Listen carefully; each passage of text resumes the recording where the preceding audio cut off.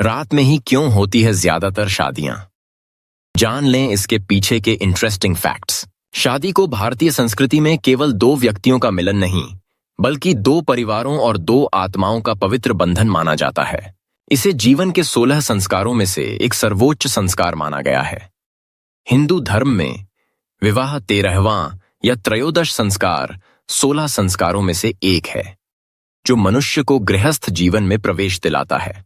इसे जन्म जन्मांतरों का संबंध माना जाता है, जहां पति पत्नी केवल शारीरिक रूप से नहीं बल्कि आत्मिक रूप से भी एक दूसरे से जुड़ते हैं।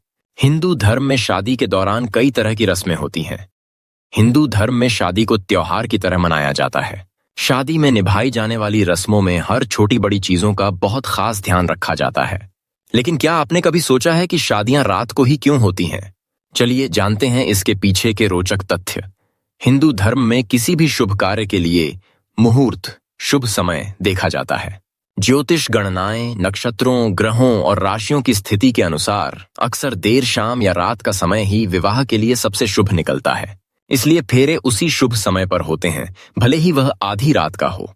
सूर्य को अग्नि का देवता माना जाता है, जबकि चंद्रमा को शीतलता, मन और आत्मीयता का प्रतीक।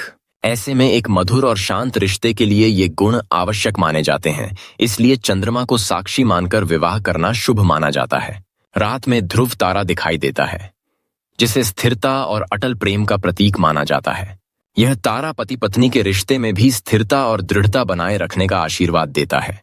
प्राचीन काल में वेद मंत्रों का उच्चारण और यज्ञ हवन के लिए रात का वक्त शांत और उत्तम माना जाता था, जहां शोरगुल कम होता था। इसलिए भी शादियां रात को की जाती हैं।